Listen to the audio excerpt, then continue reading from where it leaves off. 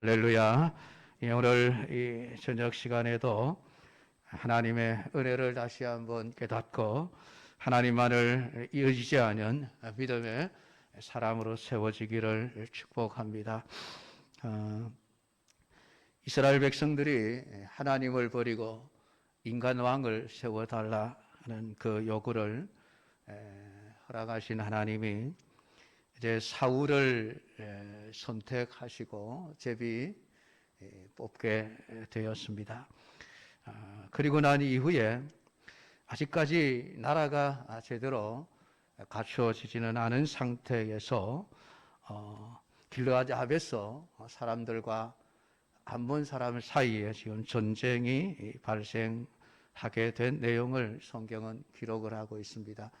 그래서 이 전쟁을 통해서 하나님이 우리에게 말씀하시고자 하시는 것은 아직도 늦지 않았다. 너희들이 뭐가 잘못됐는지를 깨닫고 왕을 구하고자 했던 일들을 포기하고 하나님만을 왕으로 인정하고 믿고 의지하는 사람이 되었으면 좋겠다. 지금 하나님은 그것을 이스라엘 백성들에게 가르쳐 주고자 하시는 겁니다. 이 암몬 사람 나하스가 올라와서 길르앗 야베스에 맞서 진침해 야베스 모든 사람들이 나하스에게 이르되 우리와 언약하자. 그리하면 우리가 너를 섬기리라 하니 오늘 이렇게 길르앗 야베스와 암몬과의 전쟁의 시작을 이렇게 기록을 해놓고 있습니다. 우리가 당신을 섬길 테니까 우리를 죽이지 말고 우리를 살려주고 우리를 그냥 좀 이렇게 침략하지 않았으면 좋겠다. 우리 스스로가 종이 될 테니까 그것을 받아들여 주시오라고 하친을 요청했습니다. 사실은 항복이죠.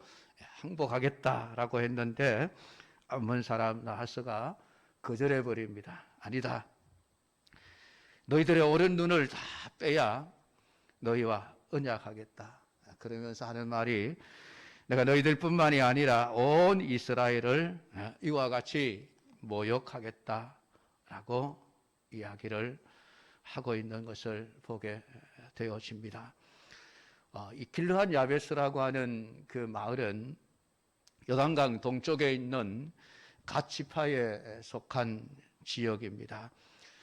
이 갓 지파는 요단강 동편에 있었던 그 두 지파 반, 북쪽으로는 므낫세 반 지파가 그 길르앗 땅을 차지하고 있었고, 남쪽으로는 르우벤 지파가 그 사해 바다까지 이렇게 자리를 차지하고 있었습니다. 그러니까 이 길르앗 야베스가 속해 있는 갓 지파는 중간에 끼어 있는 지파였습니다. 그리고 그 동쪽으로 바로 암몬이라고 하는 나라와 경계를 맞대고 있었던 지파가 바로 갓 지파입니다. 근데 그 갓 지파의 땅 중에서도 이 길르앗 야베스는 이 암몬이라는 나라와는 굉장히 거리가 먼 요단강 그 가까운 쪽에 붙어 있는 그러한 마을이었습니다. 그러니까 지금 이 길르앗 야베스 땅까지 암몬 사람이 쳐들어왔다라고 하는 것은 이미 그 요단강 동편의 대부분의 갓 지파의 땅들이 이 암몬 사람들에 의해서 다 점령을 당했다는 것을 의미하고 있는 것입니다. 그러니까 길르앗 야베스 사람들에게는 이 갓 지파 중에 있었던 최후로 남은 도성이라고 할 수 있을 것입니다. 자, 이런 상황 속에서 길르앗 야베스 사람들이 아무리 주파나를 튕겨보아도 이건 이길 수 없는 전쟁이라고 하는 것은 너무나도 자명해집니다. 자, 이런 상황 속에서 지금 길르앗 야베스 사람들이 선택한 것이 무엇입니까? 그것은 항복하자는 것이었습니다.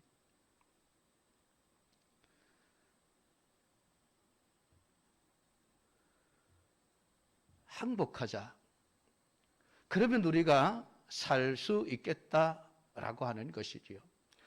여러분, 우리의 입장에서 살기 위해서 항복한다라고 하는 것이 무슨 큰 잘못이 되겠습니까? 그게 큰 죄가 되겠습니까? 어쩌면 우리 모든 사람들은 다 이런 상황에 처하게 되어지면 우리 스스로도 항복하는 길을 아마 선택하기가 쉬울 것입니다. 살려고 지금 발버둥치고 있는 이 길르앗 야베스 사람들의 모습이 그냥 우리가 일반적인 관점에서 보면은 뭐 잘못된 게 하나도 없습니다. 살아남기 위해서 무슨 수단을 쓰든지 살아남는 자가 강한 자라고 그렇게 세상은 말을 하죠. 그러나 문제는 이 길르앗 야베스 사람들이 하나님의 백성이라고 하는 거예요. 믿음의 사람이라고 하는 거예요.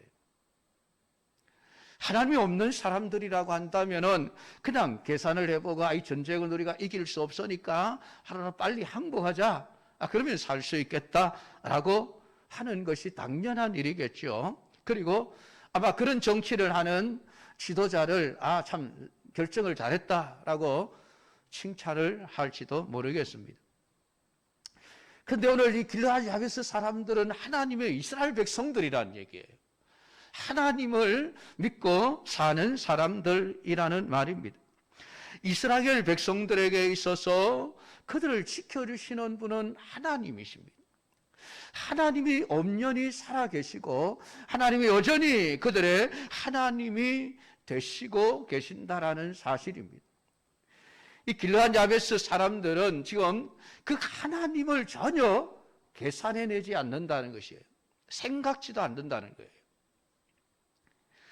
하나님께서는 이스라엘 백성들을 애굽에서 나오게 하시고 지금까지 수백 년 동안 그들을 인도해 오시면서 지켜주시고 그들에게 필요한 모든 것들을 채워주셨습니다.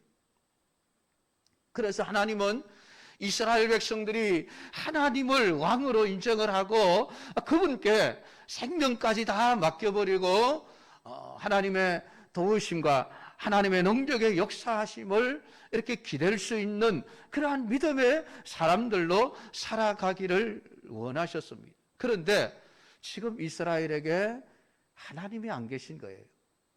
안 계셔서 안 계신 것이 아니라 이스라엘 백성들의 마음속에 이미 하나님이 떠나버린 겁니다. 하나님의 존재 자체가 이미 희미해져 버렸어요. 잊혀져 버린 하나님. 그렇게 사사시대를 거쳐오면서 수백 년 동안 하나님이 이스라엘 백성들이 위험에 처할 때마다 사사를 보내어서 그들을 구원해 주시는 기적과 능력을 경험했던 사람들이 이스라엘 백성들입니다. 근데 지금 야베스 사람들의 생각 속에 하나님이 없다는 거예요. 급하니까.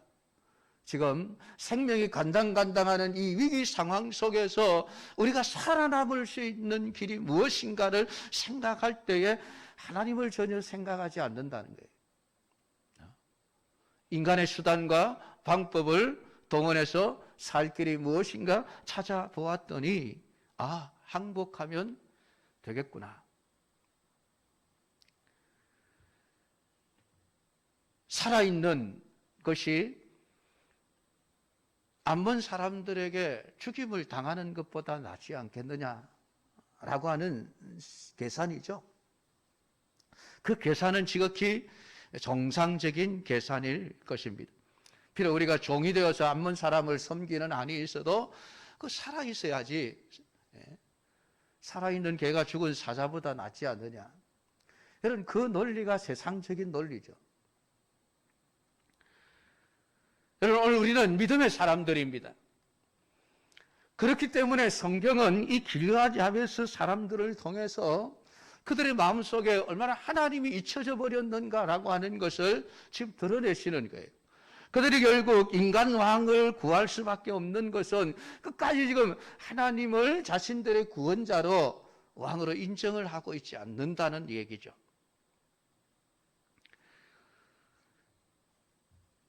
오늘 우리 믿음의 사람들이 세상을 살아가면서 이러한 어려운 일들을 만날 때마다 우리는 어떤 길을 선택해야 할 것인가를 우리에게 말씀해 주고 있습니다. 단순히 내가 세상에서 좀 더 편하게, 좀 더 행복하게 살아가기를 원한다고 한다면 우리는 아마 이 야베스 사람들과 같은 선택을 언제나 할 수밖에 없을 것입니다. 세상의 종이 되고 세상의 노예가 될지언정 살아남는 것이 내게 더 유익이 되고 행복이라고 하는 이러한 사고방식이 믿음의 사람들에게는 절대로 가져서는 안 될 사고방식이라는 것입니다. 왜냐하면 그것은 하나님을 보지 않고 살아가는 삶의 방식이기 때문에 그렇습니다. 물론 여러분들은 하나님을 믿고 살아가시는 신자들입니다. 야베스 사람들처럼 전혀 하나님을 잊어버린 채 살아가시지는 않으리라고 믿습니다. 그러나 우리가 어느 순간에 우리 자신들도 알지 못하는 그 순간에 하나님을 잊어버리고 계산해내지 못하는 경우들이 가끔씩 있는 것을 보게 되었습니다. 이러한 본질이 우리 안에 있음을 항상 경계하며 살아가야 할 필요가 있다는 것입니다. 우리가 하나님을 믿는다 하면서도 실제로 우리의 삶 속에서는 급하면 하나님을 찾는 것이 아니라 인간적인 수단과 방법을 찾아내려고 하는 그러한 모습들은 언제든지 우리에게서 보여질 수 있다라고 하는 것이죠. 그런데 야베스 사람들의 이 생각은 완전히 묵살당해 버립니다. 내가 너희 오른눈을 다 빼야 너희와 언약하리라. 그래 좋다. 너희들이 언약을 원하니까 내가 너희들에게 요구하겠다. 너희들의 오른쪽 눈을 다 빼라. 그러면서 내가 너희들뿐만이 아니라 온 이스라엘을 이같이 모욕하겠다라고 말하고 있습니다. 결국 이 길르앗 야베스 사람들은 또 다시 선택해야 될 기로에 놓이게 되어집니다. 살아남기 위해서 오른쪽 눈을 빼야 할 것인가? 아니면은 그냥 오른쪽 눈을 빼지 않기 위해서 암몬 사람과 싸우다가 죽을 것인가? 또 선택을 해야 되는 기로에 놓이게 된 것입니다.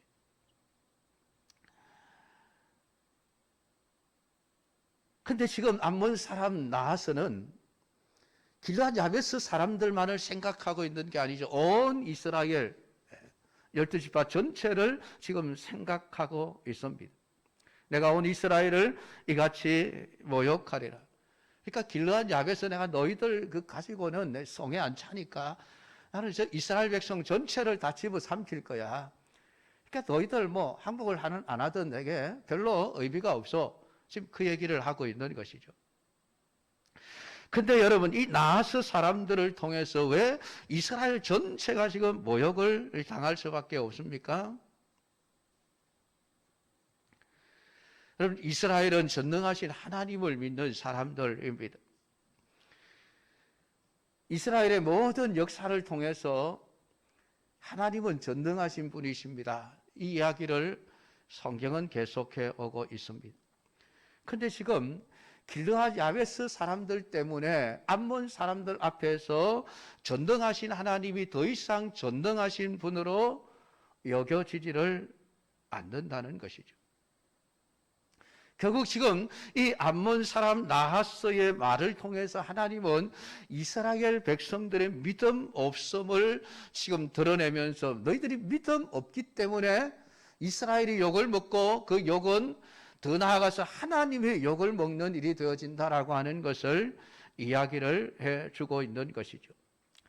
이 암몬 사람 나하스는 지금 길르앗 야베스 사람들의 그 생사, 죽고 사는 것을 자기가 마치 마음대로 좌우할 수 있는 것처럼 지금 생각을 하고 있습니다. 너희들 죽고 사는 건 내 손에 달려서. 근데 여러분, 암몬 사람 나하스는 원래부터 이제 하나님을 안 믿는 사람이죠. 암몬은 우상을 섬기는 그런 나라입니다. 물론 그 암몬 사람이 아브라함의 조카인 롯의 후예들이지만은 오랜 세월을 거쳐오면서 지금 한 7, 800년 정도 됐겠죠. 그 세월을 거쳐오면서 그들은 하나님보다는 그 암몬의 다른 신들, 우상들을 섬기는 나라가 되어져 있었습니다. 그러니까 그 이방 나라죠. 이방 나라니까 하나님 없으니까 그들이 자신들이 그렇게 힘을 가지고 내가 너희들의 생명을 좌우할 수 있다라고 말하는 것은 당연한 일이겠지요. 그러나 문제는 길르앗 야베스 사람들이 나스와 화친하는 길만이 사는 길이다라고 이런 생각을 하고 있는 것은 하나님을 의지하지 못하고 세상의 힘에 굴복해 버린 것. 그래서 그들은 모욕을 당할 수밖에 없다는 것입니다. 이 암몬 사람 나하스가 온 이스라엘을 내가 이처럼 모욕하리라라고 하는 것은 그만큼 자신이 있었다라고 하는 얘기죠. 근데 거절을 당한 이 길르앗 야베스 장로들이 다시 요구를 합니다. 7일 동안 만비를 주어서 우리가 온 이스라엘 전역에 전령들을 보내겠습니다. 그리고 우리를 구원할 자가 없으면 당신들에게 나아가겠습니다. 그때는 눈을 빼든지 뭘 우회하든지 어쨌든 우리가 당신들의 종이 되겠습니다. 그런 얘기죠.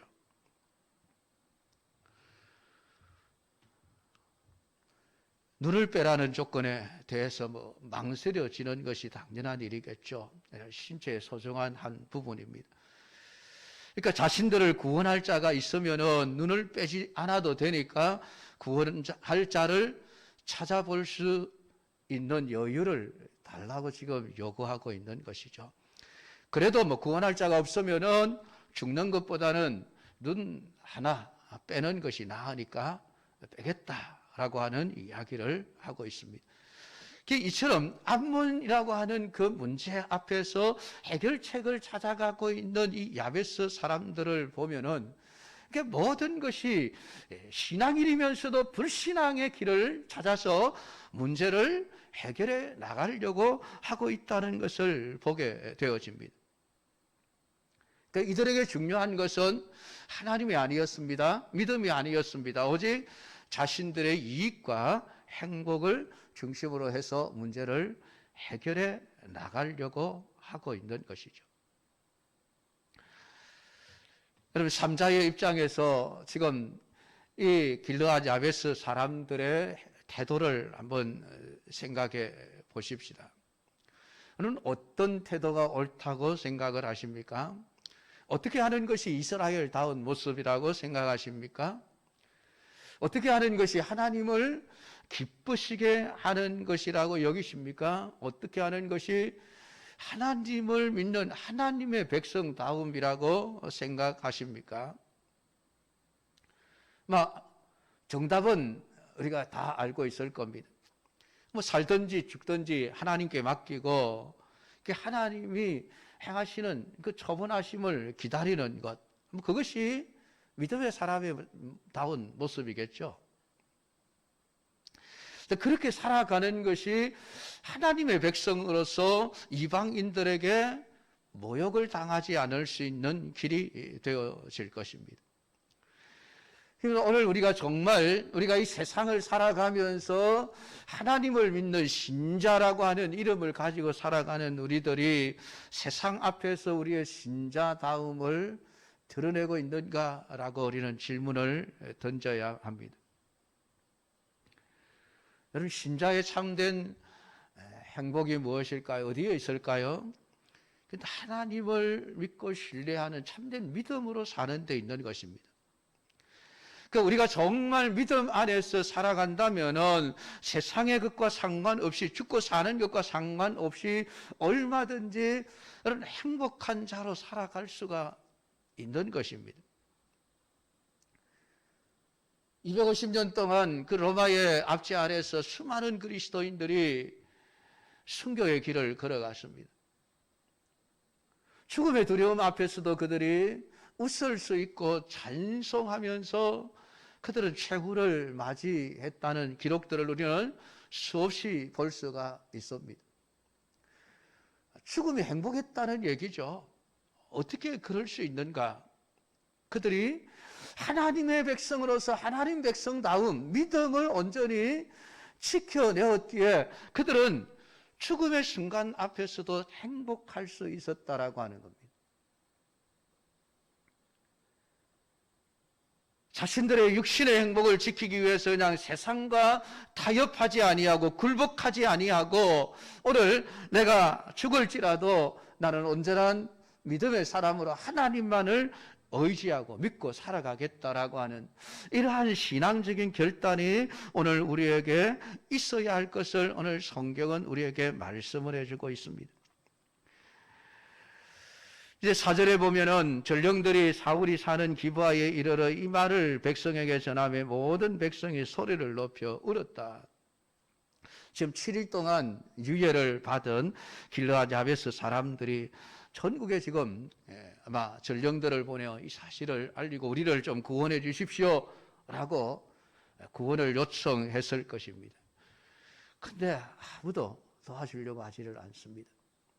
제일 가까운 북쪽에 있는 므낫세 반지파, 남쪽에 있는 느우벤 지파, 아무도 바로 옆에 인접해 있는 갓 지파, 자기 민족, 자기 동료, 자기 형제, 자기 이웃이 아닙니까?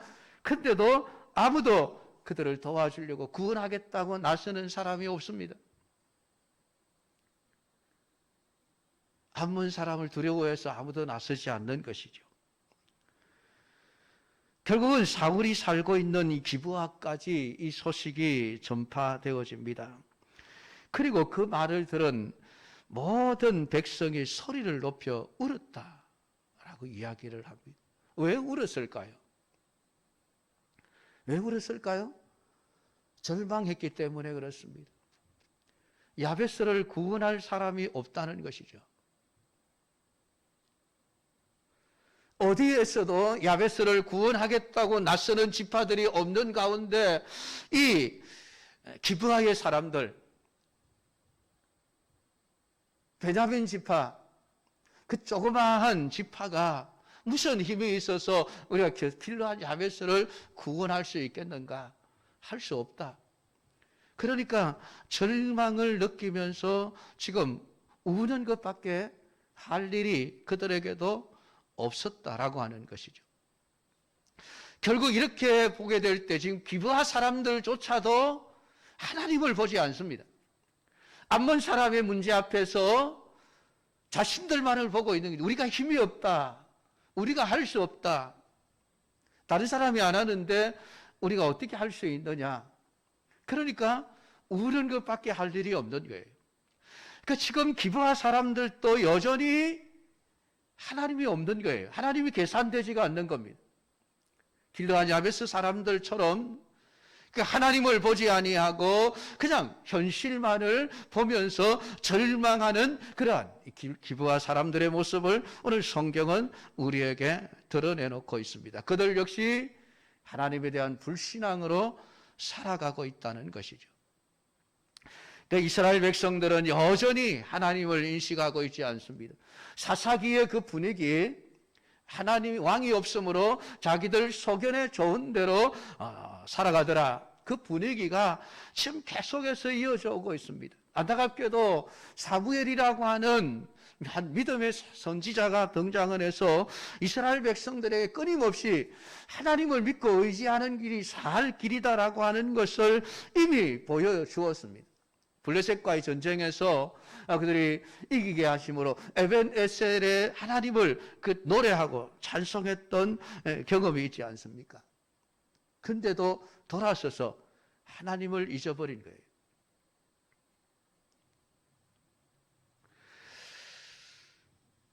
그들은 하나님의 백성이기에 하나님이 자신들의 왕이라는 사실을 인정하고 그분에게 자신들의 문제를 들고 나아갔어야만 합니다. 하나님, 지금 암몬 사람 나하스가 이 길르앗 야베스를 침공해 왔습니다. 어떻게 할까요? 하나님, 저들을 구원해 주십시오. 우리 가운데 구원할 자가 아무도 없습니다라고 고백하면서 하나님을 찾아야만 했습니다. 그게 믿음의 모습이지 않겠습니까? 그런데도 이스라엘은 하나님을 말하면서도 여전히 하나님을 믿고 있지 않았다라고 하는 것이 이 기브아 사람들을 통해서 다시 한번 확인 사살되어지는 것이죠. 사랑하는 성도 여러분, 오늘 이 말씀 앞에서 우리의 신앙은 어떠해야 하겠습니까? 아니, 지금 우리의 신앙은 어떤 모습일까요? 우리의 힘으로 해결할 수 없는 문제 앞에서 우리가 어떤 태도를 취하고 있는가라고 하는 것을 보면 우리의 신앙의 실체를 알 수 있습니다. 길르앗 야베스 사람들처럼 눈을 빼더라도 우리 살아남는 것이 좋겠다. 우리를 구원할 자가 사람들 가운데 없는지 찾아보겠다. 그런 태도를 드러내고 있지 않습니까? 아니면은 기브아 사람들처럼 감당할 수 없는 문제 앞에서만 울 수밖에 없는 이러한 연약한 모습, 불신앙의 모습을 보이고 있는 것은 아닙니까? 오늘 이 말씀을 붙들고 오늘 여러분들이 다시 한번 온전한 믿음으로 돌아올 수 있기를 원합니다.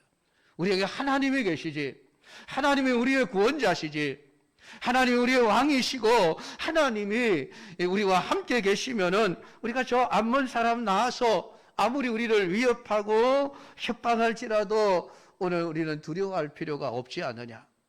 울음을 거치고 살아계신 하나님 앞에 엎드려 그분이 도우심을 구하고 그분이 우리의 구원자이심을 온전히 고백하고 그분의 역사를 기다리는 이러한 믿음의 삶이 우리에게 필요하다는 것입니다. 그것을 이제 하나님이 사울을 통해서 결국은 그것을 또 가르쳐 주십니다. 비록 이스라엘 백성들이 하나님을 버리고 인간 왕을 구하지만 그럼에도 불구하고 하나님은 이스라엘을 버리지 않습니다. 왜냐하면 하나님이 택한 자기 백성이기 때문에 그렇습니다. 그러니까 그들의 행실 때문이 아니에요. 하나님의 선택과 하나님의 의지와 하나님의 언약 때문에 하나님은 끝까지 그들의 구원자로서의 사역을 감당해 나가시는 것을 우리는 이제 말씀을 통해서 보게 되어집니다. 사랑하는 성도 여러분, 오늘 기브아 사람과 야베스 사람들처럼 이름만 가지고 있는 신자로 살아가는 자가 되지 마십시오. 실제로 우리의 삶 속에 우리가 감당할 수 없는 문제들 앞에서 우리의 삶 속에서 하나님을 믿는 믿음의 태도를, 믿음의 모습을 보이면서 살아갈 수 있는 모든 성도들이 다 되기를 주님의 이름으로 축복합니다.